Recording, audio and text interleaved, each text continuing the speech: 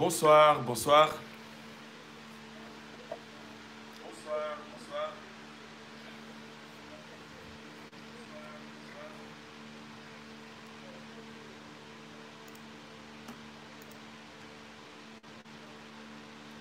Bonsoir, merci de partager, merci de partager, merci de liker, liker, liker, s'il vous plaît. Merci beaucoup. Merci de partager, de liker.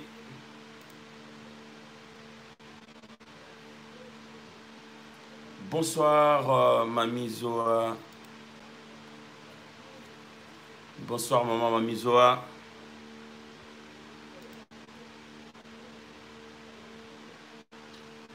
Bonsoir, maman Anindala. Bonsoir, Moulewi Eli. Bonsoir, Godelive Ngandou. Bonsoir, Cécile Kibou. Bonsoir à toutes et bonsoir à tous. Bonsoir, Didier Mpungi.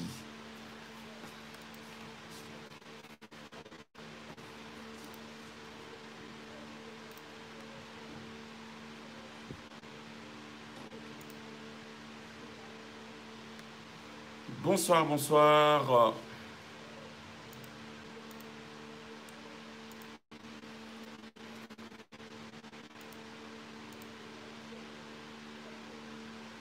Bonsoir.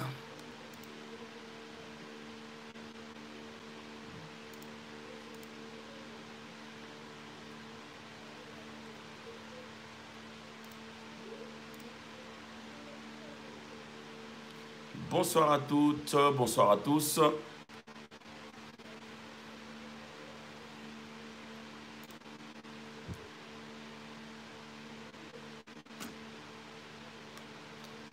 Bonsoir, bonsoir.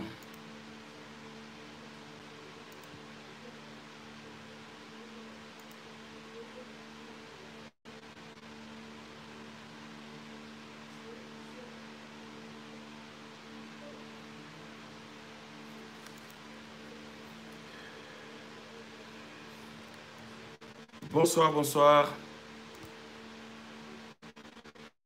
Bonsoir et bienvenue.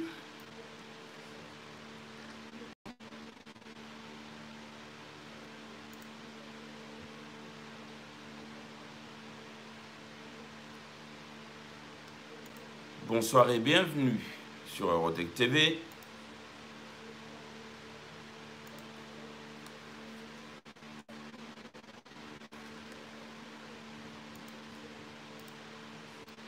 Bonsoir et bienvenue.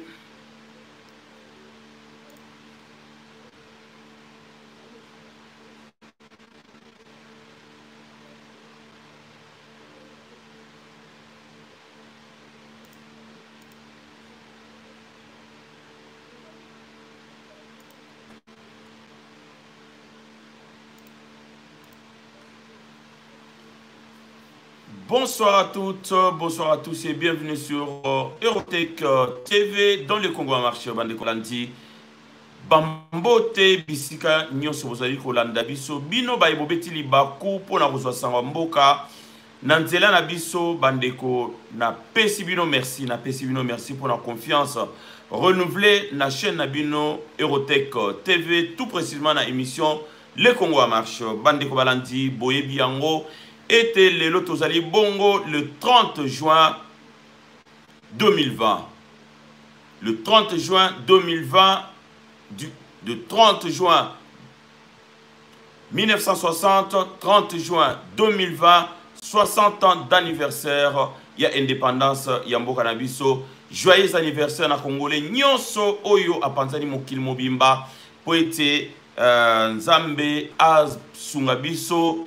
Nzambe alakisa biso ya minene, Nzambe apesa mokonzi na biso oyo Nzambe acha na kati ya mboka na biso makanisi ya sika mayele ya sika bwanya ya sika po ete akamba mboka wana akomisa ngo esika nini ye akoki komema yango bandeko balandi 60 ans ya indépendance 60 ans bandeko oyo bobetaki libaku ya kolanda mokonzi ya mboka ezali 60 ans ya échec 60 ans moko congolais a se retrouvé dans 60 ans 60 ans wana bandeko balandi na 1960 président lobaki yango malamu ete congolais moyen aza touché $1000 américains lelo moyenne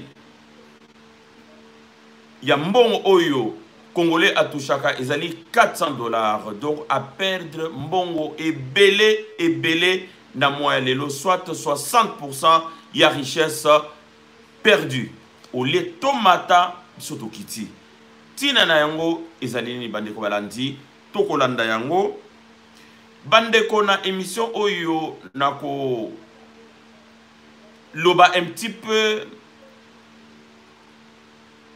pardon oyo roi ya Belgique asengi na mboka Congo ezali premier roi asengi pardon na premier président, le seul président au azui pardon yaba belge ezali président Fachi nanu esalamate biso tozali ka batu moko bamoni biso ba yeko boka ngunda soki ka batu bamoni biso baza ba miyiba kotala magasin te congolais azalaki mutu moko wana basalaka rien na mboka musana ba kolata bilamba mais lelo va comprendre que non congolais a commis mayele puisque tozui président mayele et le quoi tozui président mayele bazali obligé batambola ndenge président lingi vraiment coopération internationale na ba pays amis coopération internationale na ba partenaire na biso ezala égal à égal ezala 50-50 ba comprendre yango be yango na bomoni premier ministre belge asali discours ya kafu asengi bolimbisi na ba congolais o bazana XL bazali lelo bandeko sobo kena XL bacha ba drapeau partout ba drapeau mike bacha balabala na mobimba balabala na ya le Havre puisque ba yebi ke ezali sikani ni biso tokena osanga na Belgique ba panzi ba drapeau ba décorant vraiment na ba drapeau à Congo et salama na président nini ezala ke salama ni na Kasavubu et salama ni na Mobutu Kabila père même pas et encore moins Kabila fils et tikala ko salama te donc c'est-à-dire que ba président nyoso o baleka ezala ki loko la pays moko nan tozwa ki indépendance te pour bazali considérer te les loto moni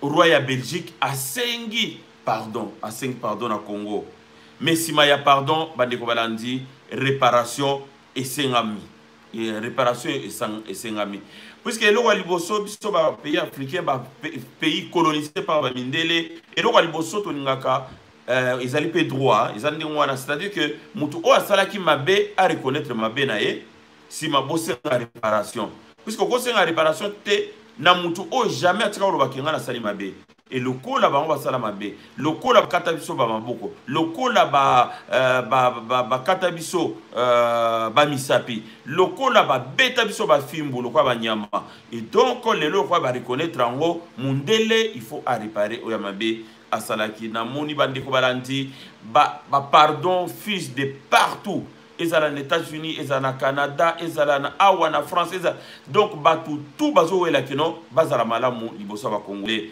est-ce que wana ezala lokumu to lokumu te donc voilà to komo retrouver vraiment place na biso o esengeli na biso grâce ya leader politique o ya comprendre ki masolo ayeba ki ndenge ni na otambola na mindele pour arracher pardon pa na bango donc bikeko na biso o bayiba bacha na Tervuren pour na bato baza na Belgique na musée ya Tervuren bikeko o etondi wana le 2/3 à bikeko et uta Congo mais biso to sali musée bikeko wana ezali ka retraîner na kata Tervuren il faut ezonga na Congo et puis pour na roi na bango belge o yazali na gare centrale pour atika la mboka wana il faut bisope Kasavubu azala implanté soit na grand place na Belgique soit na Matonge et sika communauté na biso ezali Kasavubu ou bien Lumumba il faut tout mona ekeko na bango na kata Belgique donc voilà wana to kondima pardon wana et puis ton dimi que non to komi vraiment ko fonctionner d'égal à égal bandeko liboso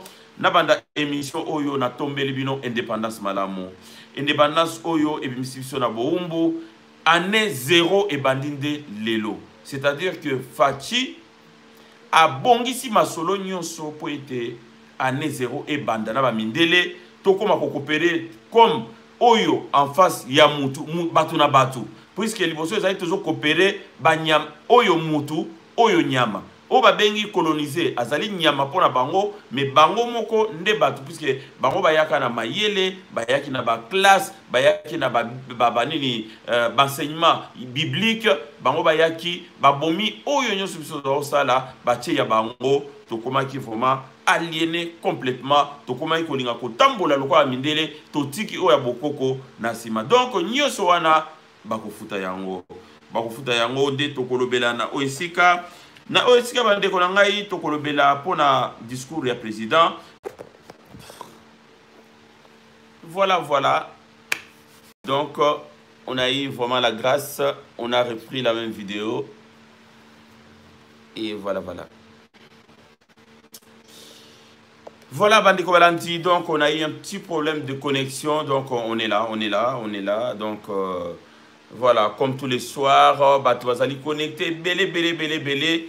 Donc, c'est la raison pour laquelle, par moment, vous allez vraiment, vous allez monter ma moulaï, puisque caprice à technologie, on ne peut pas faire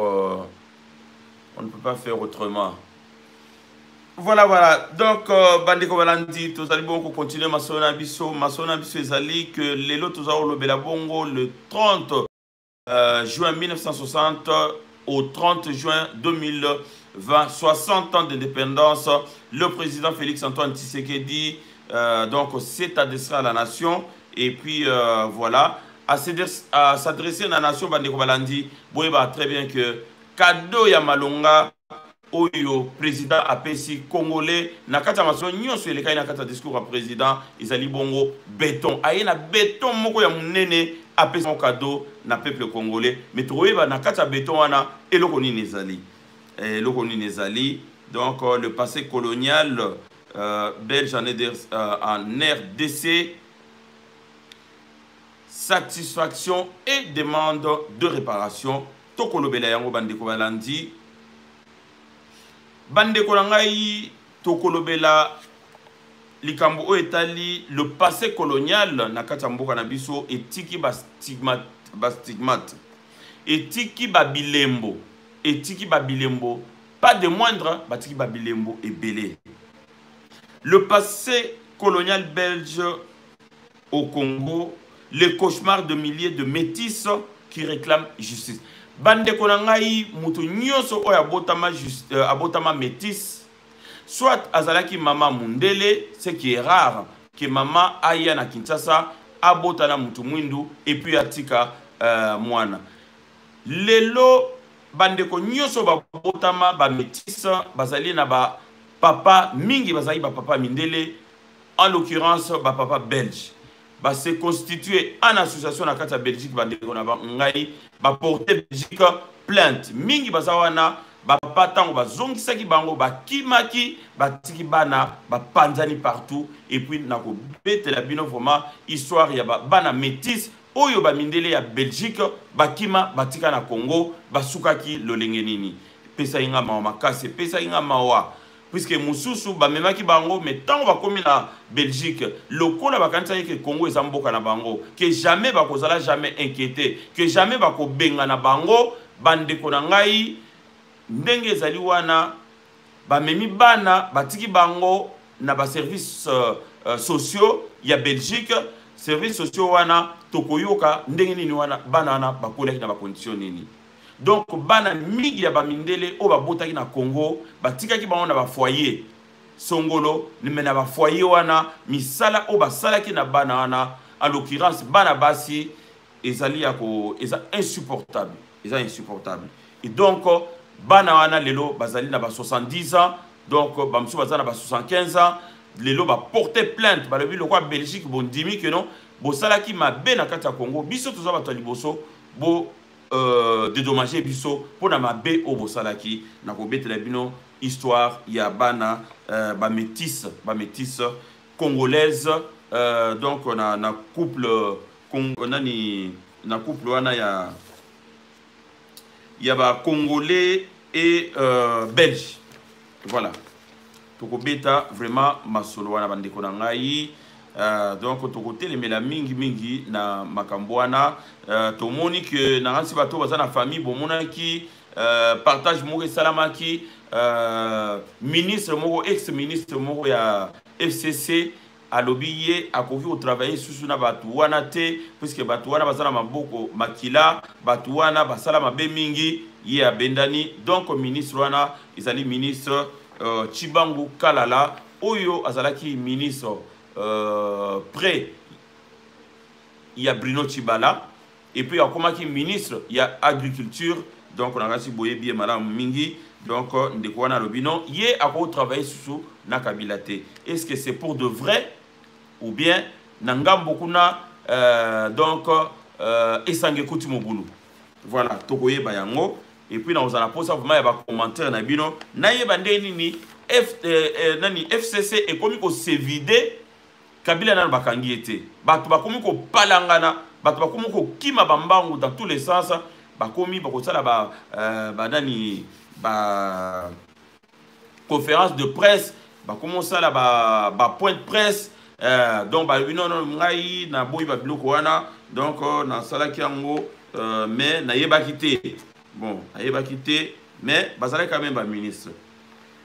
Et ça déjà bien, puisque hier au moins, à l'obino, voilà, ngai na salaki yango, mais lelo na changé, na komi na ngai libre, na kolo ba makam, onga la lingi, onga na ko sala, mutu moka opexanga zate, est-ce que bandeko, donc on a kotanga ba commentaire na bino, na ko na besoin intervention na bino, to eba est-ce que démarche wana ezali vraiment catholique ou bien ça protestante, ezali catholique protestante. Voilà bandeko, bouti se connecté.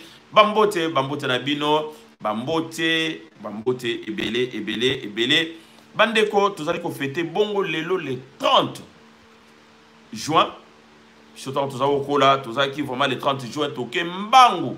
Toke na boulevard du 30 juin toke ta la défilé. Le 30 juin boye, surtout tous allez na école primaire, to comment ko mabiso moko, toke mbangu toke na kankokolo, toke ta la défilé. Que tu as la défilé, puisque tu as vraiment un défilé militaire mingi.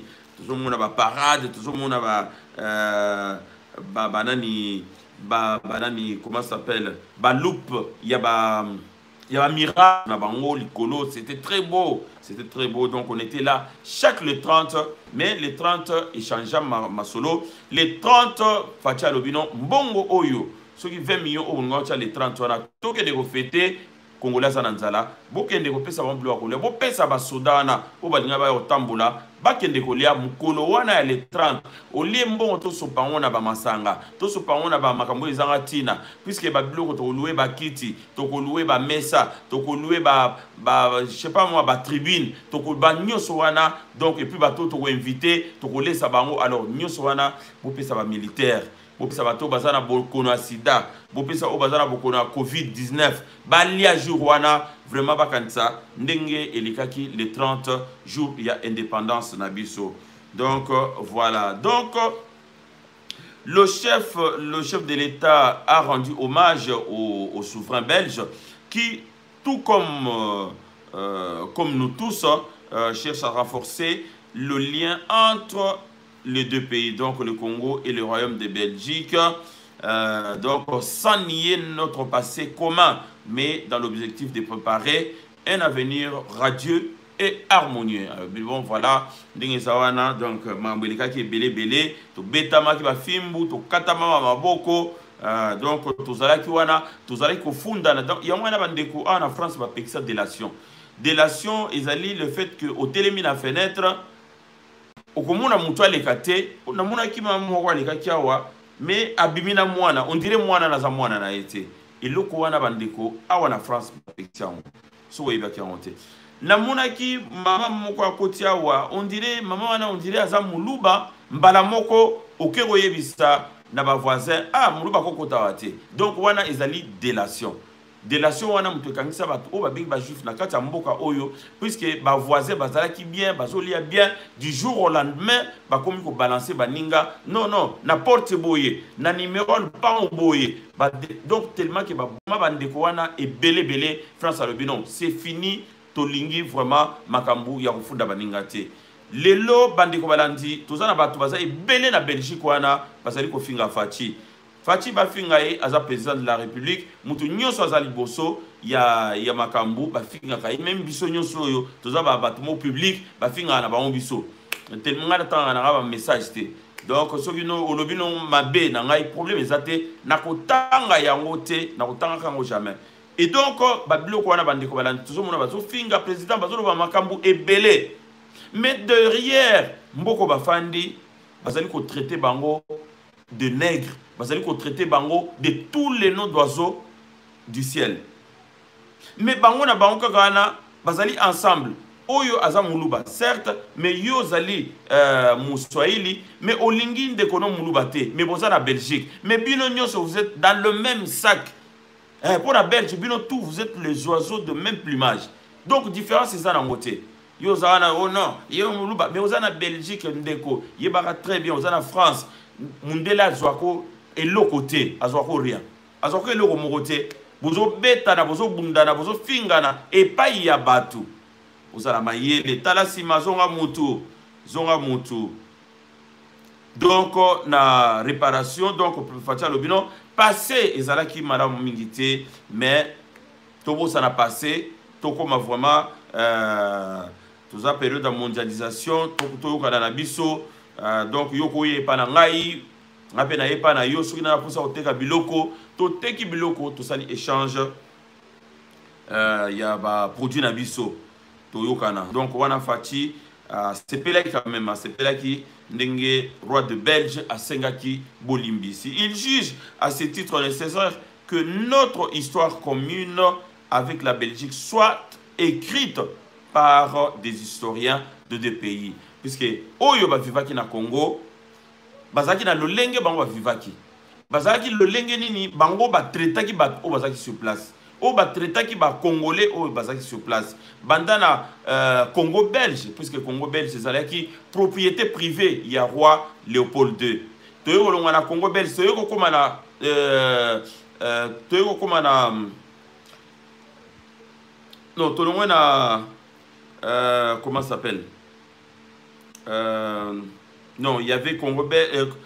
Tant que loin les propriétés au départ, il y a roi de Belgique, tant bah partagé qui Afrique en 1985, les propriétés privées, il y a roi Léopold II. Si manayango, to ekolongwana to komi Congo belge, bandi ko balandi, tant to komi bongo Congo belge, boy ba très bien que tozaki toujours na boumbu, il y a belge. Tozala kita mususu au mona boy OK ko bon de la masumu. OK ko bon de la masumu, bandi ko na oui, je pense que dans le 1885, oui, la conférence de Berlin, c'était en 1885. Voilà, oyo ba pesa ki roi Léopold de ba pesa bino Congo et komi yayo propriété privée.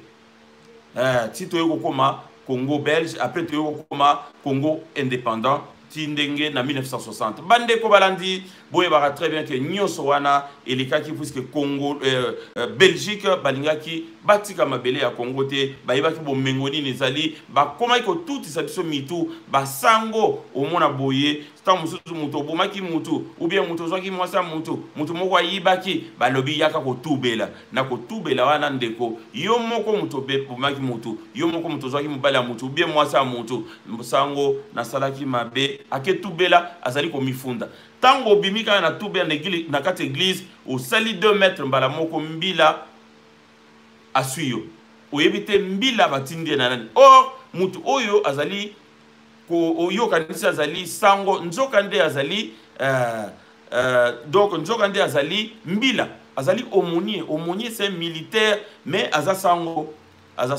batu ebele na kati ya Congo bandeko na ngai bakangama en désordre bakangami en désordre kangamaki en désordre et nyonso wana donc lelo Belgique andimi que tout ça là qui m'a ebele na kati ya mboka wana mais histoire wana Belgique azana oyaye ndinga tambolaki nani ba congolais ba historien congolais bazali na version na bango ya fait ndenge nini ba vivaki cohabitation wana mundele na mutu mwindu donc mutu na mutu ayela belema na ye ya mwana facha lobino histoire wana il faut bokomango bino mibale congolais ayela makamu na ye belge ayela makamu na ye bosali siko histoire histoire wana nde muto otikala pona bana na biso bayeba ndenge nini mindele bayaki awa eloko nini bayaki oluka eloko nini basalaki puisque jusqu'à aujourd'hui bandeko mikanda oyo totangaka na Congo ezali ya bamindele mais jamais batika oloba ndenge nini bato vivaki na bango.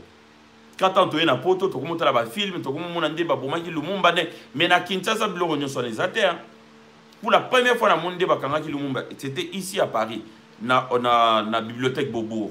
Na kende ko na tanga ba livre na bibliothèque kende ko visionner ero na ba cassette vidéo na ke ko tala nde bakangi nde bazo lesa ye bazo kate ba suki nde c'était horrible, c'était horrible. C'était horrible. Mais nazaki na niveau ya koyeba makambuleur na longwa Kinshasa mais l'air wana il y avait pas une vidéo qui circulait avec la réalité wana nyonso wana Belgique il faut pas réparer yango. Dans une lettre au président Félix Antoine Tshisekedi, le roi de Belge a présenté mardi aujourd'hui ses plus profonds regrets pour les blessures infligées lors de la période coloniale à ce qui était alors le Congo belge. C'est une première histoire pour un héritier de trône du roi Léopold II, accusé par un collectif anticolonialiste d'avoir tué 10 millions de Congolais entre 1885 et 1908. Donc, bandeko nangai, batu ba bomama, batu ba betama, batu ba katama maboko, kaka na ba bejo zomona. Mais, lelo basengi olimbisi. Ces regrets mettent du baume sur le cœur du peuple congolais. C'est une avancée qui va booster les relations amicales entre les deux nations. Donc, wana ezaki bon réaction ya Marie Tumbanze Dalobino. Tozela ki bo senga biso pardon. Bolo baketo sala ki mabe, bolo baketo boma iba na bino, to boma ki miba na bino, to boma ki basi na bino, to yiba ki bino mon solo, to yiba ki bino mon solo, to yiba ki bino bikoko bikeko nyoso abokoko. Bande ko na ngai. Pour la petite histoire, Belge azalaki soka ye na ndako na yo lokwa le rwana avant baya tozaki na religion moko babengi religion animiste. C'est-à-dire que tozali ko sambela bikeko, tozali ko sambela ba mwata yamvo, tozali ko sambela ba ilunga ngidi, tozali ko sambela ba nyoso wana bikeko nyoso wana bandeko oyo ba koko na biso ba aye na biso batikala baza ko sambela yango. Mais tant mundela yo mona bikeko abi mais non, bato baza mayela. Comment cause la statue à boye? Comment cause les kitoko boye? Mais bateau batangate, bateau bazana musée mais comment ba cause mayele ya osala biloko? Mundele akomo yebisa wanga bino. Nzambe bozo sambela ana bokena lifelo. So to kotizo mto azo sambela nzambe ana toko bete ba fimbo. La meilleure façon okende paradis. Bopesa biso bikeko wana tokesambela on na Belgique ba botola bikeko tu ya mwana bokoma boye mwata yamvo boyoka kenda kana ba livre histoire omona yete même na ekeko ilunga mvidi okomona ye ngongolu tete okomona ye jamais ba koko nyuso wana ya kala ba bikeko wana ba memango bango balobi ba keno sambela ngo epi ba tumbiango lelo ezali na musée mobimba composé à 3 quarts na bikeko e uta Congo. Tant que bato bandi voyager babi mais attends mais bato babaki ba otumba bite ndenge ni ilonga vidi azana kata servir na kata misina bango et puis pour kota na misé wana il faut futa mbongo o futa mbongo na bikeko eza ya bango te donc nyos wana il faut ils ont à Kinshasa lelo to sali musée moko moderne pour na bana biso il faut vraiment bazongisa nyos wana il faut qu'il y ait na nino ndeko jo na kota ki na misa tervina. Je me croyais peut-être na Lodja ou bien na Wembonyama ou bien na bat. Donc ba nyonso wana na tunaki mais ba komaki na niveau ya kozwa bikeko ndene alobi ba yebisinga bi bikeko oyo non seulement ba yibaki période coloniale mais aussi ba continuer ki vers les années 1970 72 ba komaki kotinda siko ba congolais oyo bazaki un peu évoluer o batangaki bazo kota na kati ba village bazo kende zwa bikeko so baké bazwi bikeko quelque part basombi yango ta mosusu contre poignet ya bamungwa ta mosusu contre babiloko moko ya mike mike bambonga mike mike baye na bikeko wana bandeko na ngai baye kotekela mindele bango bakanisi bazoteka yango cher alors que mundele azokamata tiango na avion mbala moko atinda yango na poto bikeko na biso ezali na kati ya Belgique bikeko na biso ezali awa na kati ya France bandeko. Donc c'est le moment vraiment tozo bikeko nyonso wana to tiango na musée na biso ba Corée ba tongela biso musée na biso kitoko wana bisika mosusu eza na vide bacha bikeko wana non seulement pour na bana biso oyo babotami awa mais aussi pour na bana biso bazokola pour na ba étude na bango pour bayeba esika ni touta bikeko wana ezonga mais aussi eko servir na ba touriste tango azoya alinga yeba mutu mwindu auta wapi bakoko ne bazaki banani bazali kotaye ba pierre banani bazali kotaye banini ba voilà ba biloko nyonso wana bakokuta bikeko et puis bafuti mbongo pour que notalango. C'est ça notre avantage, c'est-à-dire que Belgique a sala mbongo na biloko oya saela musalate apesa folar nde baloba mbongo ya donc ezangatina mbongo ya pesaka bato o basala bikeko wana bato wana bavwa mate mais Belgique bato bazoteka bikeko na Belgique, allez voir comment ils sont riches. Azoteka bikeko o eza yete azoteka ivoire o eza yete ba tableau sabloïde oyo ban académie bazosala akena gare centrale asombi yango ayena ngo awa atyango na musée azoteka tableau très cher. Donc biloko nyonso o eza biso eza signé biloko na biso ezonga na Congo ekotsa mbongo na niveau tourisme ekotsa mbongo na tourisme. Donc Fati na ganti aux béton, c'est pas pour rien. Donc il suffit pas de dire je regrette. Encore faut-il être prêt à réparer le préjudice en termes d'investissement ainsi que des dommages et intérêts. C'est ce que nous attendons de nos partenaires belges avancés. Donc wana ezali Lambert Mende l'air moko azara toujours important puisque ye biloko abimisaka jolino makele la ko bimisanga talobi non baseki pardon mais ba réparer ba investir na kata mboko oyo basalela biso babongisa biso ta académie des beaux-arts rana biso to botami to kuti académie des beaux-arts tina moi lelo ka ndenge ezalaki wana eza bakoko betango vraiment eloko msusu ba betango vraiment ba mettre liolo basala ba bikeko ya nani o muto mbunda soki mbunda ya mobeti mbunda ya fikine basala bikeko ebele esamaka na académie des beaux-arts bakolo bapeke no to koti mbongo ebele na bikeko biso to yibaki. Donc lelo to kobongisa bino to beteli bino vraiment musée msusu moderne. Et puis, vous disposez bikeko oyo et na poto. Mais aussi, ba famille musu bazana vivant. Ba famille bande quoi ba famille ba oyo ba koko na bango ba sibisa nani ba ko beta mana ba musu bazana vivant. C'est-à-dire que ba ko dédommager bango et puis bango peut ba moni clair. Donc Lambert Mende à l'obinon, il suffit pas seulement de dire nous regrettons, mais encore il faut beau réparer vraiment donc si réparation il y aura il faut parler de métis puisque métis c'est la réparation métis bazali batu oyo babotama papa mundele la plupart maman mutumwindu na pesi mbote na égide de fer donc Gilles de Fer, Sorazo Landangaï, Azali papa belge, maman congolaise, Équateur. Mais Gilles de Fer, Bazali belé, Bazali belé, Gilles de Fer et pas Yozali, Bambote belé. Donc Bazali est belé bateau. Oh yo, ba papa Gilles de Fer na lobby papa a yé a Kendakate puisque a Tigalaka Zoussa na Congo, mais village à Koufaki na Belgique hein alors tozana batu oyo maman ayebanite papa et papa ayebanite maman ayebani banana bakola na chagrin na ndinga osana te bandeko balandi oyebi que papa existe mais quelque part mais ozomona camarade non oyo bozani classe moko papa ye ozo na classe na voiture ba câlin ba bisous.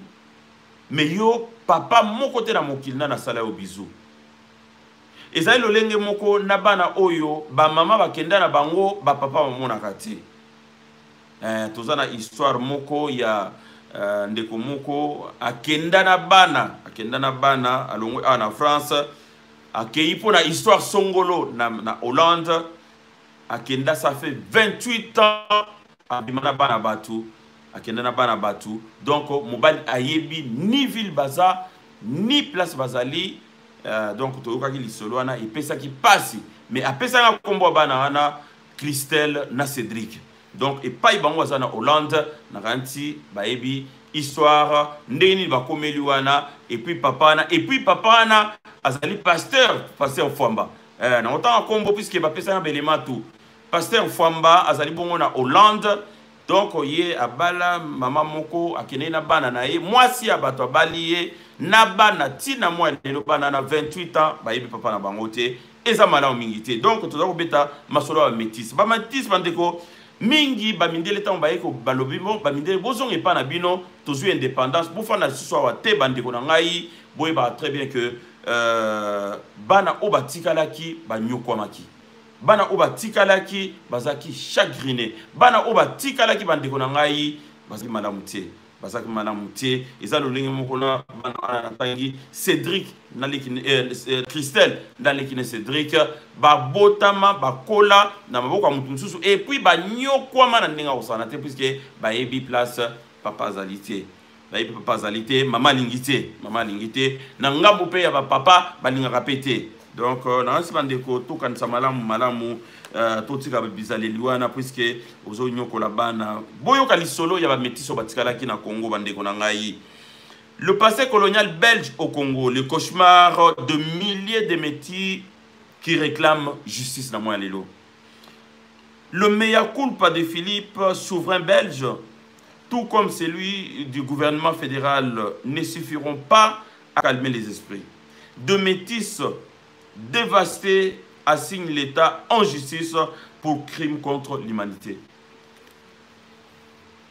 Bana wana bandeko na ngai dont ba âge ils ont varié entre 70 et 74 ans, ba fundi na Belgique, tant ba yoki que Belgique ba sengi bolimbisi, ba yebi que derrière pardon il y a réparation. Et comme il y aura réparation, to ko fandate kabo to croiser maboko, to nyokwamaki, to souffraki, ba papa ba kendeki ba tikaki biso, ba tikaki biso na ba état nini, mais ba papa na biso bazali ba belge, to ko prouver yango. Ba monsieur tozo porter ba kombo na bango. Donc il faut pas réparer wana. Bande ko na ngai eza ya ko yinda. État de droit oyo ekotika mutu te. État de droit ekotika mutu te bande ko balandi. Elles sont au nombre de 5 à avoir saisi le tribunal de première instance de Bruxelles le 24 juin. 5 femmes métisses nées de pères blancs et de mères noires dans les années 1940 au Congo. Balobi to nyokwami. Elles ont été arrachées de force à leur mère par l'administration belge pour être placées dans les institutions catholiques de leur plus jeune âge. Batouana ba memi bango, bandeko wana ba memi bango, mais tango ba papa wa komi, bandeko boy ba très bien que ba mindele nyoso oyo, bazali ba mikonzi kuna na Kinshasa, mingi awa ba fanda pa parents, mingi awa ba uta an payer ou bien ba pôle emploi ou bien bisika oyo ba tolka misala, mingi bazaki na poto awa, bazaki ba demandeur d'emploi, mais tango ba komi na Congo, le quoi bazaki na bazana ba piston belé, ba pistonné bango, a komi DG ya Onatra, a komi DG ya Bobona Boye, donc wana tangu ya kolinga kazonga eke asabu puisque mingi bayaka kuna bandeko na ngai eza ba mindele ezala ba sénégalais ba malien bango nyonso bazaka toujours ba célibataire hein. Tant koma non je suis célibataire ma tiki bat miso na mboka non naza célibataire tiki bat moi si awa na Belgique ou bien en France.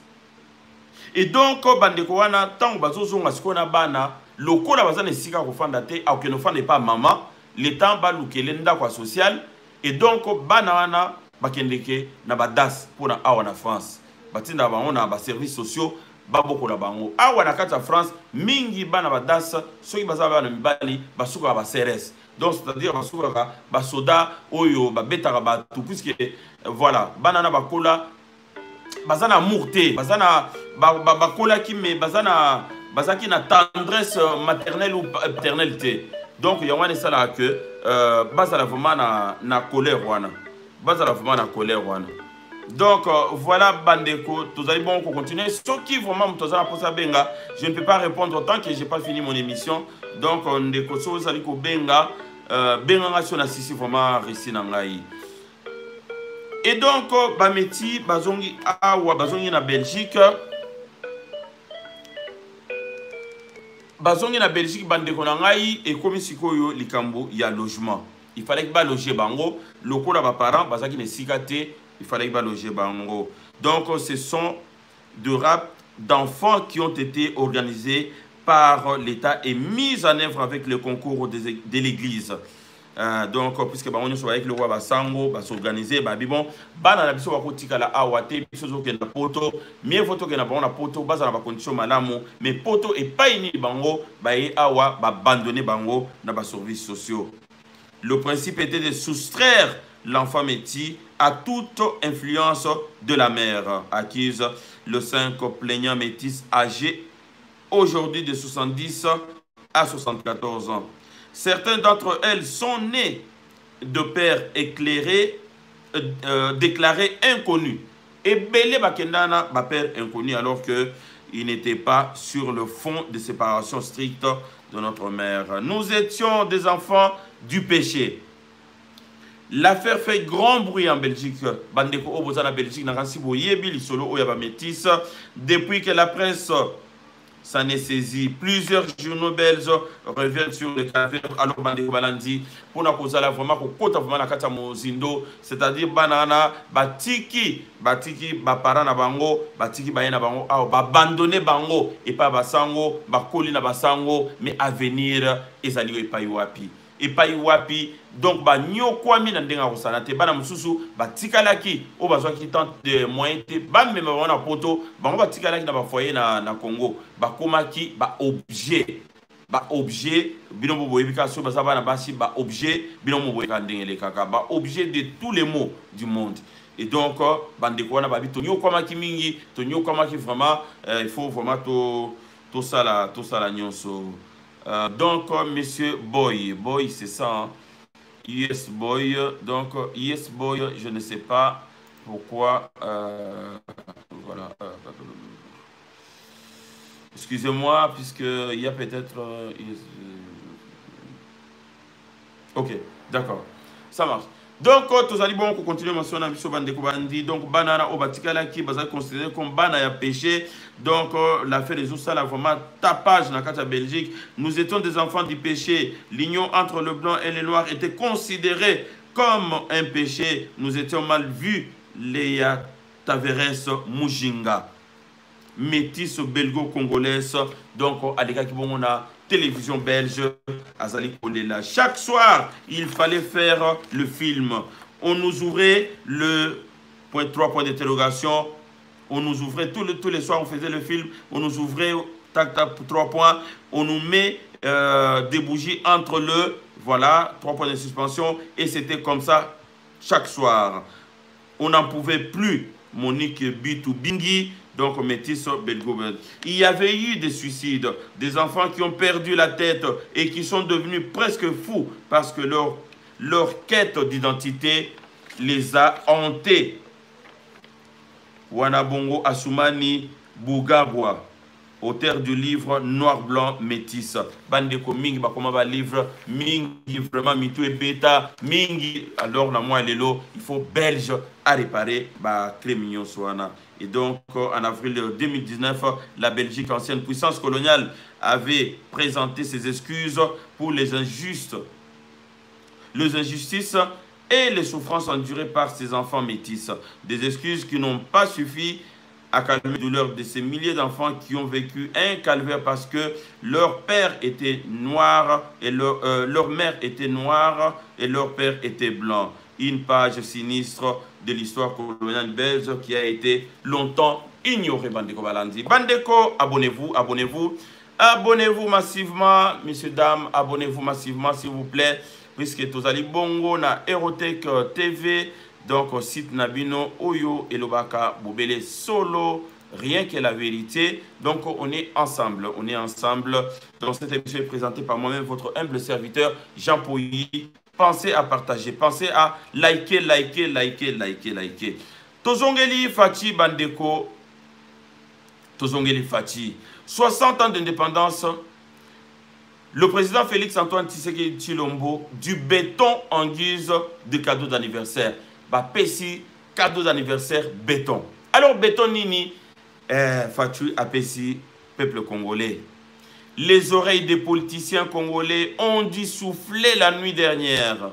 Et pour cause, les discours particulièrement offensifs du chef de l'État à l'occasion du 60e anniversaire de l'indépendance de la République démocratique du Congo est en pleine crise politique. Bandeko, discours Sokolanda qui était Yebarake, Oelanda qui ango, et que Azana Kati Yaba Mbeba Nakati Congo, Matoi et Beta qui Moutou est frappé. Bango Bakantaki Bako Lengi Safati.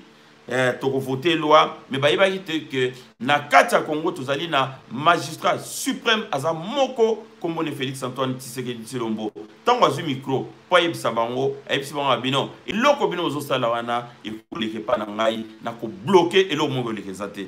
Donc ndenga lobaki ezali ndenge ekosalama depuis le coup de sang de Patrice Emery Lumumba en 1960, jamais un 30 juin n'avait donné lieu à pareil recadrage présidentiel de la classe politique congolaise. Et Salama Nanouté, président Telemi, Azaliko Gangela, politicien, Nanouté depuis l'indépendance de Banda. Depuis l'indépendance, un président, le cas, a l'obimisi au président Bimisakit. Nalanda qui a vraiment très bien à côté de Mozindo. Heureusement, Nazana Kana Yabatote, sinon tu es moutou pour au bêta.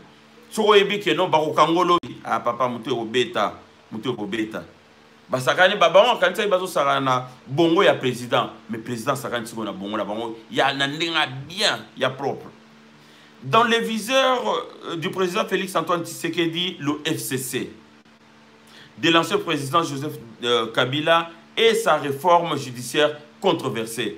Donc wana toza de plein pied nakati ya actualité ya Congo.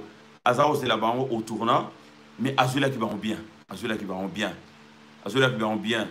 Les trois propositions de loi qui cherchent à mettre le magistrat congolais sous la coupe du ministre de la Justice étaient déjà mises à dos les toges noires. Elles font désormais face au président de la République lui-même. Et donc, pour la bango, juge, bakokoma batuna bango obandoko alamuki na tongo alobi juge tikelanga mutu boy atiki juge bimisa kamere babimisi juge bimisi la biso nani Edith Kabet babimisi juge bimisi la biso Doli Makambu babimisi mais bayiba kite que président na lobaki le monter yango na bandeko tous à la PCTA puisque biso nyonso toza na télévision biso tolandaka vraiment président total akena musika. Tobi mendengeni ni président vraiment tolobaki yango la fois dernière pas plus tard qu'il y a 2 jours. Tobi comment monsieur le président loba telemela batu oyo ndengeni mambozo le kana ndenga mabe makamozo le kana ndengezo le kana cher président ndengeni kotala ndengo wana batu azonyo kwama ba maman bazali kolela ba papa bazali ko mito za ko beta ba tension est mati partout batu bazaleli mais président ndengeni ni okoki ko beta du point sur la table te makambo ezo sa manakata parlement et si la puisque balobi yonde mais ndenge nous obligés olingi congolais ba se suicider olingi congolais amidembe kasingane na kingo ou bien olingi congolais comme mutali boma longola bilamba en public mais président ozolo baté mais pourquoi wana biso tant tourni président ozolo baté pourquoi nangabo ya FCC na PPRD et vous allez voir boko bangi sa mutute bolingi bo intimider ça boko intimider sauter.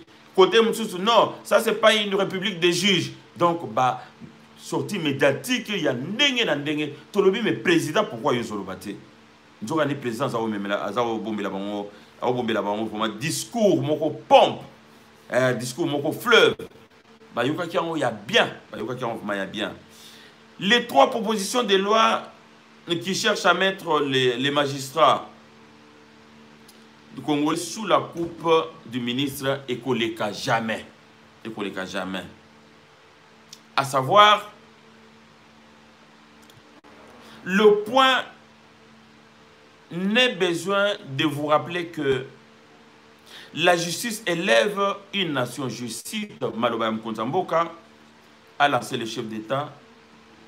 Voilà pourquoi j'estime que les réformes dans ce secteur doivent être dictées non pas par les soucis de s'assurer une protection d'une personne ou d'un groupe de personnes, mais par les soucis d'apporter plus d'efficacité et d'efficience au fonctionnement de la justice. Alobi Moussala Bozo Salawana, est-ce que ça Moussala Bino na parlement pour que nous voter ba loi, bo changer nani pour que nous toucher na poste régalien, ba poste où ils ont réservé na président. Est-ce que ça Moussala na Bino? Est-ce que botanga qui constitution botala que non et nini article wana ils allaient verrouiller, ils allaient article mo concerné président de la République. Mais bolingi bon matrakango, bolingi bon panza yango simplement puisque bolingi bo sala mabe na peuple congolais, bolingi bo sala mabe na oyo après ça bino confiance que le belé na kata parlement donc bokoyo kanga, bokoyo kanga. Fin de l'impunité. Fin de l'impunité. Et d'ajouter en guise de mise en garde, je n'accepterai sous aucun prétexte aucun de réformes dans ce secteur qui, par leur nature et contenu, viendraient porter atteinte à des principes fondamentaux régissant la justice, notamment le pouvoir régalien de nomination de magistrats, la gestion du pouvoir judiciaire confiée au Conseil supérieur de la magistrature. Donc, c'est-à-dire que, bien, on va voter la loi, bolingi bosala ba loi bolongola ngai pouvoir oeza ngai, c'est-à-dire que bino mbozo place na ngai ngana ya kosala musala na bino na kata parlement ngai muna nomaka ba juge président na nomaka magistrat bino siko bolingi bo pekisanga na ndonome siko musani na bandosala na ndomela bino ba poubelle na bando kombola bino ba bala oyo bozo sala musala te na banda koya ko pesa bino cours ya politique na kati ya nini alors bandeko balandi bayoka qui sont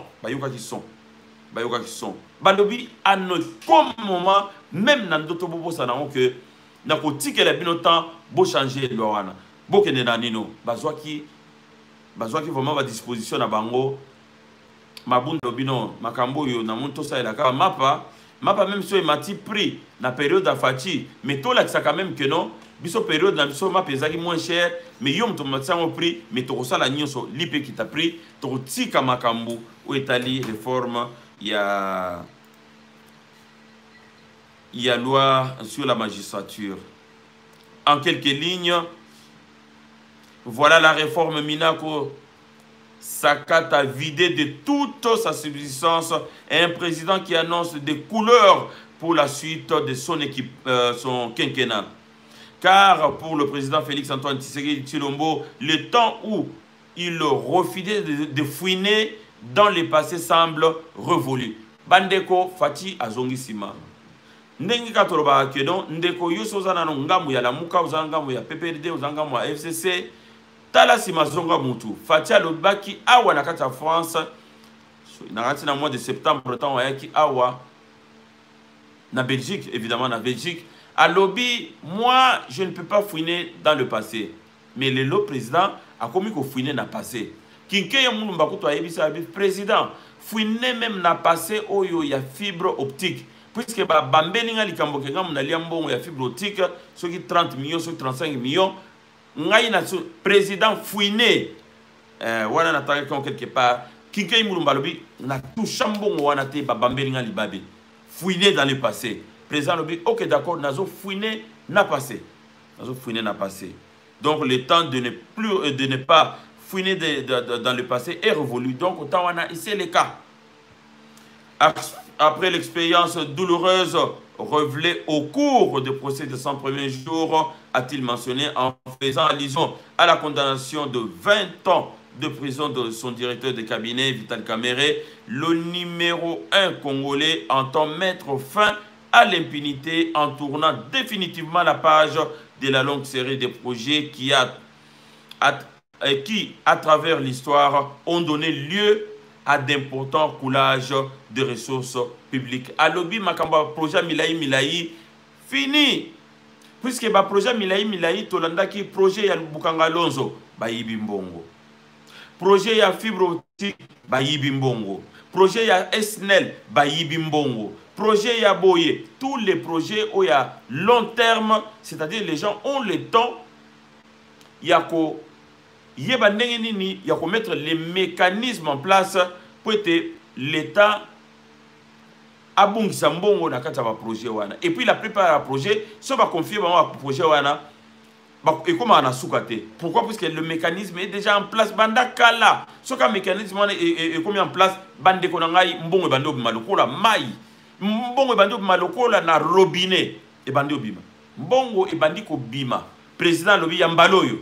Bokoyo kanga jamais na lobby na ebisi bino que non ba projet oyo e kosala 1 an e kosala 2 ans e kosala ba projet ozalaka to bandiango tozo sala ngo butu moi tongo butu moi tie kosila 3 mois pas projet sili to lekinzela ba projet Milayi e so lukami yibi ezo tenter batu oyo ba misana kosimbaka bambon muyibi ba yibaka yibaka ba projet Milayi c'est fini. Président Boyango Aboyango. Donc, ndeko za ministre aux Olandangai, aux ali PDG, aux ADG, yeba que au tombé la période d'Amabé. Il fallait qu'il y ait avant.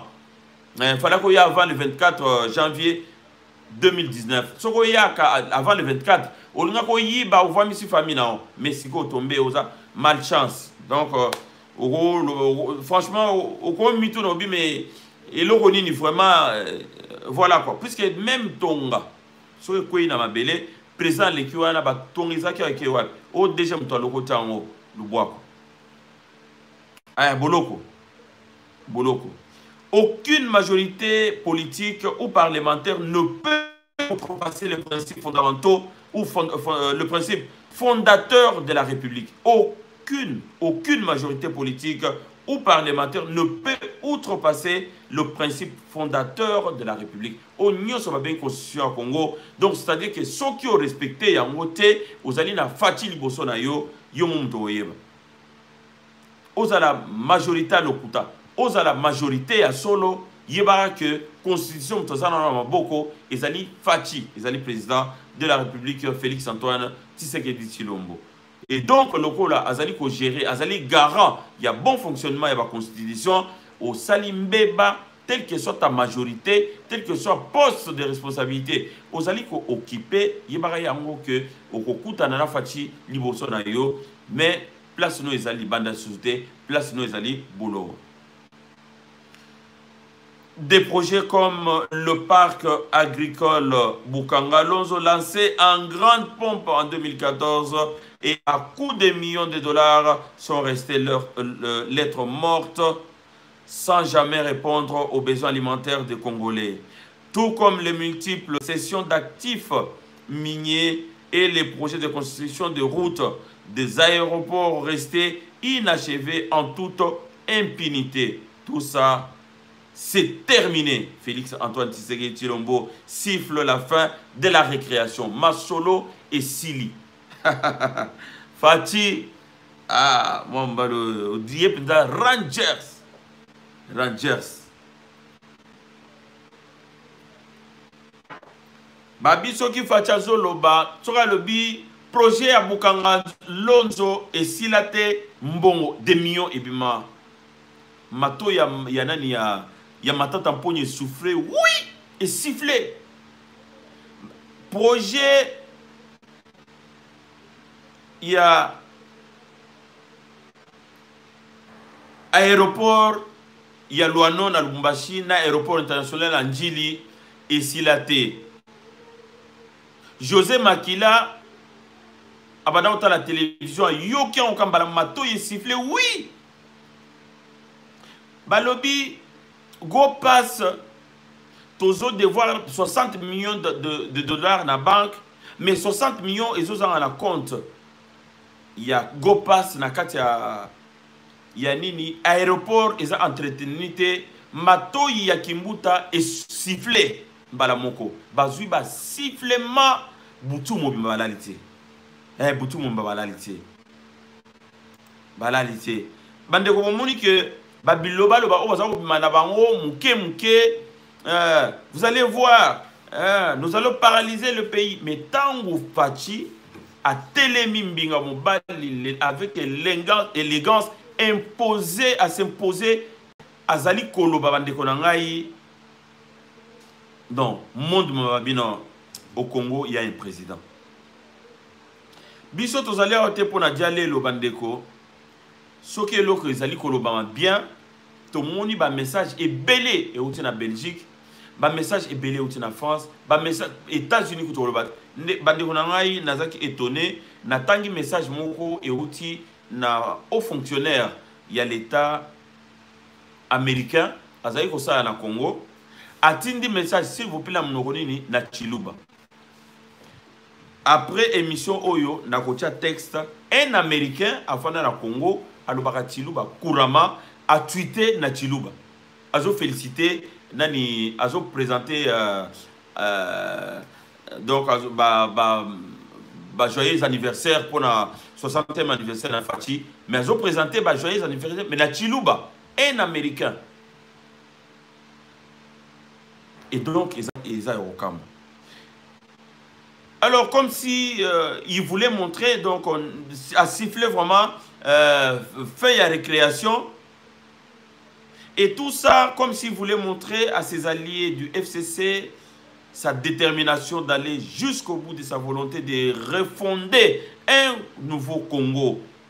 Le président Félix-Antoine Tshisekedi Tshilombo n'a pas hésité de s'en prendre à leur position majoritaire au Parlement. Aucune majorité, je cite, aucune majorité politique ou parlementaire, d'où qu'elle vienne, ne peut outrepasser les principes fondateurs de la République démocratique du Congo. Donc, à s'adresser à Bango clairement à Ebisi Bango, quelle que soit la majorité que vous pouvez avoir, quoi il s'agit de la minute, comme ça là. Comme ça là, puisque bino bo pesa ba jeune dégoût na ko ba goûter bo pesa ba dégoût il y a parlement ko pesa ba dégoût na sens nini que non ceux qui tozali awa na kata ya classe na kosi ça na comme député mais tant azali comme on a ba député ne bazo se conduire bozo dégoûter bango puisque tant bino au côté na parlement boyebi se bango que non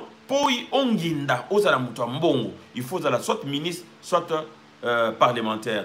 Donc, jeune n'y sur classe à sala, donc comme député, donc comme ministre. Et donc, tant qu'on comme ministre, et là, il faut années, bon et belé, comme Koyiba, comme ça la cop, comme ça la mafia. Et donc, Moutou Yabana, ils allaient kola déjà la mafia de le bas âge. Et le Koana, Fati a sifflé. Fin de la récréation et donc comme Moutou tout il faut avoir conscient Moutou il faut évandossal donc on le disait marionnette et sans aucun pouvoir avec ses discours ultra offensifs le président Félix-Antoine Tshisekedi entend démontrer le contraire.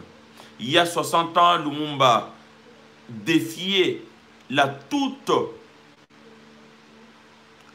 puissance belge devant la face du monde et en s'en prenant directement au tout-puissant clan Kabila, le président Félix-Antoine Tshisekedi inscrit à son tour le 30 juin dans les livres d'histoire. Bande Konangai, Oyo Fati Asali, Nakanti Ekotika Nakataba Anal, Ekotika Nakati Yaba livre et belé discours wana il faut de kosoko yokaki angote ezana kati ya famille ya Erotech donc yokaka yango eko peso nzoto makasi eko lendisa yo c'est-à-dire que eko yepso eko rassurer que non lelo ozako banga okende vacances na Congo lelo ozako banga okende investir na Congo lelo pona yo maman ozozelaka que non abenga yo que non maman awa naza na hôpital nazopema lisusu te. Donc discours à président ekopesa yo elikia ete ndeko oyo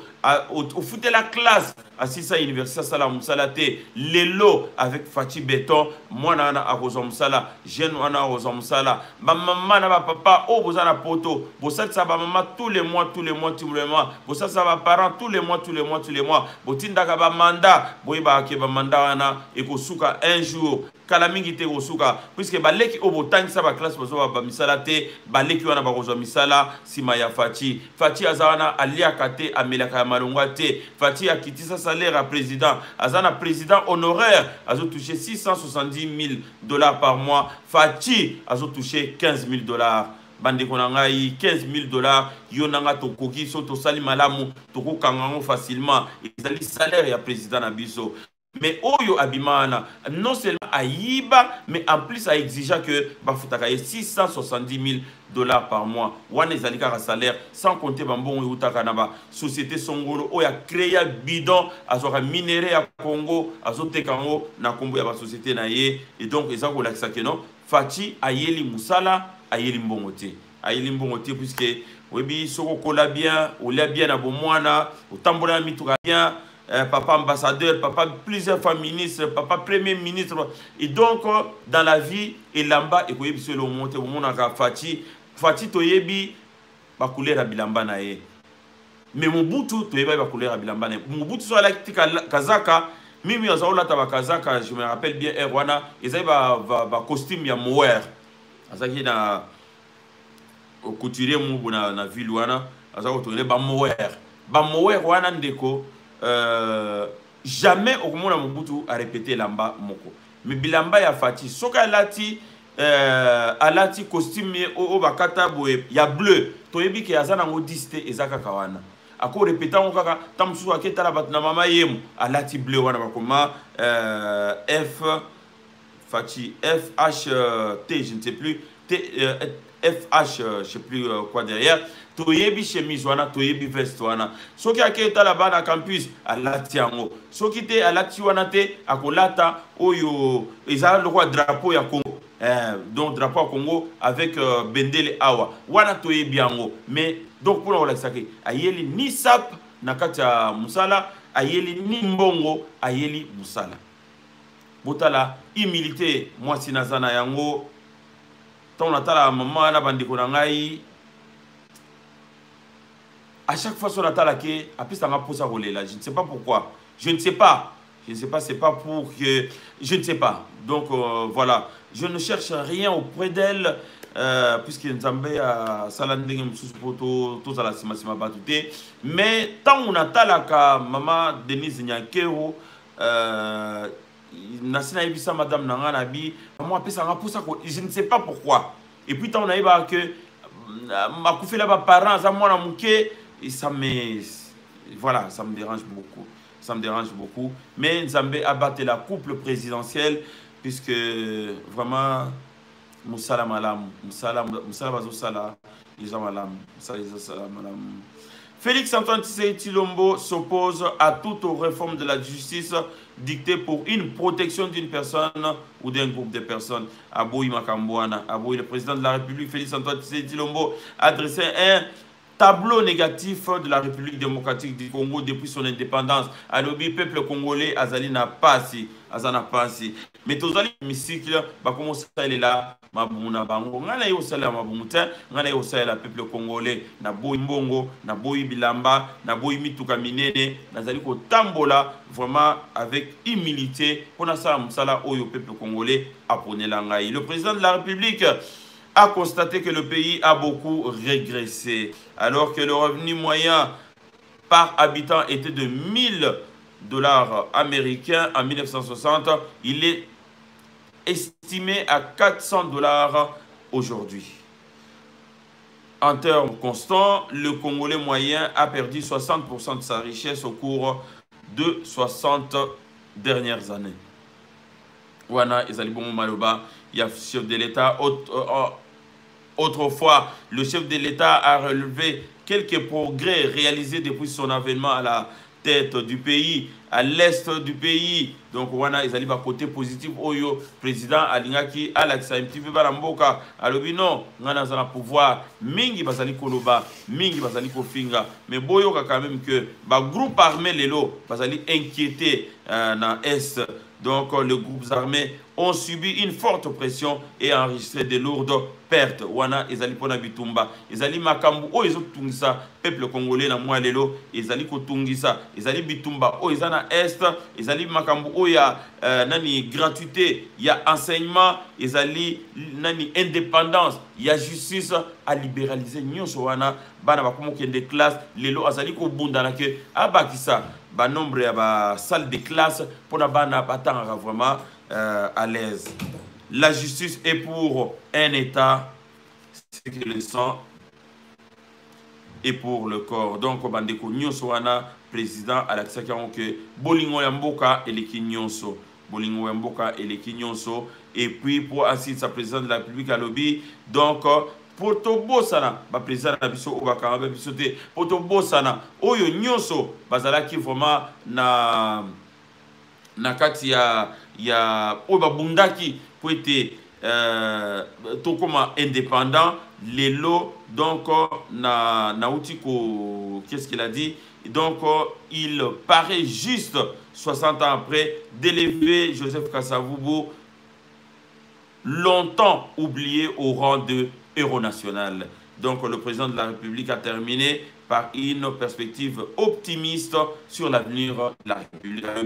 Nyonso wana même bitumbe zalina nous ba couche de résistance zali biloko kola ba congolais na bazuité mais Covid-19 oyo et pour ralentir le sous donc en vol il y a économie na biso et donc tout ça la nyonso tout se rattraper puisque Congo to vivre kaka na mbonga bapaya te bapaya même soki bozana diamant bozana or mais tant on appelle ça bino moi 1 euro na ye azaka on dirait azali kolona yo azali kolona bino pour commander bino appelle ça bino o azana on pour ça donc c'est un peu cela donc mon kozambo abi donc tozana elika donc avec ngai au pouvoir avec moi au pouvoir donc il y a l'espérance d'une vie meilleure. Bandeko, voilà, oyo vraiment na bongisa pour la indépendance et puis ceux qui vraiment ndeko oyo bazana pour ça rubenga pour bakisa moi makanisi likolo ya onga na utioloba boza vraiment na 5 minutes comme ça bandeko bakendeko là puisque lobby eza journal musala. Voilà bandeko na ngai, voilà cadeau ya Fachi après c'est vraiment cadeau na congolais oyo vraiment azai kozela a telemeli batwana. Donc au projet de loi est collé jamais. Donc le lot mitema ekiti. Mitema ekiti makasi. Mitema ekiti. Pour ba nyonso bazala ki komitungisa y compris ngamoko nazaki vraiment komitungisa. Nazaki komitungisa puisque naïba kité que un jour majorité wana fatia côté le melango. Naïba que un jour majorité wana o ba wakanti que non ba kozala béton contre béton ya fati ba kangisi ba minoko mais d'une façon polie soit la président moko mal élevé a lingaka lo bablo moko ils me ba comprendre ba ça mayele ba tanga ti ba docteur ba za kuna ba mayele ba comprendre que non awa république de juge otoboyaki a tokomika na république ya juge avec toke na ngoka ndengwana o ba kokangama bakangami o ba ko nager ba nager o ba ko plonger ba plonger o ba ko kima ba kima lera ngoyo voilà bandeko on a zani na ngo donc voilà pour information dernière information ezali que monsieur l'ancien ministre ya Bruno Tshibala monsieur Tchiba Onkalala donc Azaki PPRD Azaki nanu nani de komoko ya ensemble loin ensemble a commission à rejoindre PPRD et pas une à Banoma qui est ministre dans le gouvernement Tshibala. Donc maître Tchiba Onkalala quitte le FCC. Ministre auprès le premier ministre sous le gouvernement de Bruno Tshibala Nzenze, le professeur Tchiba Onkalala a décidé ce mardi 30 juin 2020 de quitter les fonds communs pour le Congo. Donc, coalition dirigée par l'ancien président de la République, Joseph Kabila. Thiban Kalala a jeté éponge.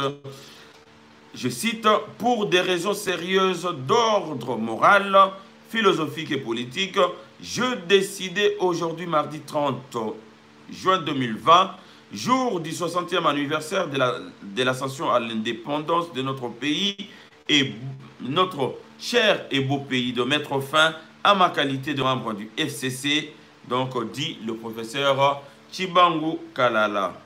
Cet ancien avocat de la RDC dans les procès contre l'Ouganda au sujet de la guerre de 6 jours à Kisangani explique que le pays traverse une période sombre. Je cite, « Le Congo traverse une période sombre de son histoire. Les menaces sur la stabilité sont partout. Les meilleurs enfants du Congo doivent défendre, protéger et sortir notre pays du trou profond dans lequel elle se trouve aujourd'hui. J'ai le devoir citoyen d'apporter ma modeste contribution au redressement moral, politique et économique de la nation. » En quittant le FCC, M. Kalala dit avoir repris ma liberté de silence et de parole, ainsi que la liberté de pensée et d'action. Et de préciser, j'espère que j'aurai des voisins libres, vrais patriotes, intègres et déterminés, avec lesquels, dans la confiance et le respect mutuel, nous allons construire une belle vision de grandeur pour un Congo moderne et rayonnant. Donc, ministre, il y a Kabila, Babandiko, c'est vidé. Moko, Musululu, Moya, Bazali, et Belé, Bazalantela, Bazali Koya, mais Fatinde, Kude Ikaka, Yomo Ibika. Donc, voilà. Oyo, Azana Mayele, ko Bakisa Mayele, Nangambo, il y a président pour être Atonga Mboka, Abakisa Mayele, et Rosala Fama, Madame Mingi. Mais Oyo akoyela ou bien à Zana posta que non bamususu wana ta bakoya bayela ba poste na ransi ranger akosuki sa bango puisque ranger ayebi bango mingi puisque mingi bazana bazaki na bango na Belgique ayebi bango ayebi position ya mutu moko na moko ce qui fait que et la... Non, c'est très bien. Ceux qui va comprendre mingi va comprendre que non nangambo ya Kabila et loko yili susute Kabila kosaki mingi. Donc il faut vraiment bazon alanzela batonga mboka ekene liboso. Voilà bandeko balandi epai nini na kocha vraiment point final na kata masolo on a bongisaki lelo esengo mingi pour na ki bozaki en ligne pour na suivre vraiment analyse oyo tosali lelo sur 60e anniversaire ya mboka na biso na kwa olekisa mkola lelo te na la pongi alors que il fallait qu'il tout fêter vraiment ensemble. Joyeux anniversaire pour la Batunion Oyo, Landingaï, Bamboka Songolo, Mikili na Mikili, Bandeko Balandi, vraiment plaisir Ezalaki Yangaï, plaisir Ezalaki Yangaï, puisque n'a que Mingi vous se connectaka, Mingi Bolanda émission en direct, Bisika Bilo Bozali, Mingi Bandeko Yangaï, Bozana Basalon, l'air Oyo, Bozotala na télévision na Bino, vraiment beaucoup de respect. Beaucoup de reconnaissance, gratitude envers Bino Nyonso, Oyo Bolanda Ngai, Bino de Bosala, que Eurotech Télévision, tous les soirs, tous on a plus de 450, 500 personnes, voire 1000 personnes. Bozali Bolanda émission, c'est vraiment encourageant. Encourageant, jamais, la journée où il y a 60e anniversaire, Yambo Kanabiso, Naïb Sabino Teke, Nalinga Bino Mingi. Je vous adore, je vous aime beaucoup. Et puis, soyez vraiment bénis. Nabisika Nyonso Bosangani, Namabota Nabino Nyonso. Vraiment, on est ensemble pour un Congo meilleur, un Congo fort et surtout un Congo prospère. Bandeko Nangai, Ndeko, un Congo prospère sans yo et cause à la prospérité. Un Congo uni, yo vivre na kwena yo, famille Eurotech na kwena ngo. Congo ozala jamais ini sangana na baninga soki ozana esika songolote oyo oza déjà na association ozali déjà ko tambola na bandeko oyo bozo partager na ba makanisi Eurotech télévision lelo tozali na association famille Eurotech TV ndeko tinda numéro na 06 69 92 02 60. Et ça numéro d'angaï direct. Tindera numéro na yo na koto na famille. Seulement sozo tambola na sembo. O ba tambola na sembo te na koyeba ke non yo zali muta misumine. Donc to kende musika te. Mais soko yebi ko zo soutenir Fati, to za na télévision yango ndeko. Yaka studio zali na Paris. To beta masolo, to solo la, to tombola vraiment le Kumamboka, to tombola vraiment Congo, vraiment to accompagner président na vision naie jusqu'en 2023. 2023, Fati a gagné seulement Sokio au côté de la famille Erotech. Bien des bonnes choses, Bandeko. Mbote, na maman Stéphanie Kabongo, Mbote na maman Solange Lelo, Mbote na Gabi Bola, Mbote Mingi na Didier Maneno, Mbote na maman Lor Poyi, Mbote na Bandeko Nyonso, bino Sobolandi ngai, bisika ndenge na ndenge, Zambe apambola bino, tokomi peut-être lobby, hein, parce que dans le intervalle, s'il n'y a pas vraiment des moments chauds dans la journée, dans sa information, il y a les lobby, il y aura toujours intervalle entre deux émissions. Donc voilà, on reste ensemble, unis Bandeko, mais ceux qui flashent mon les à Kinshasa, on obligé, même pour 5 minutes, on se connecter, on appelle ça analyse. Zambé, apambola bino lisusu, Babutu malamu et pas bino sangani ezalaki bongo mo wumbu na bino honorable Jean Poyi depuis Paris sur Erotech TV dans le Congo en marche. Bye bye. Merci.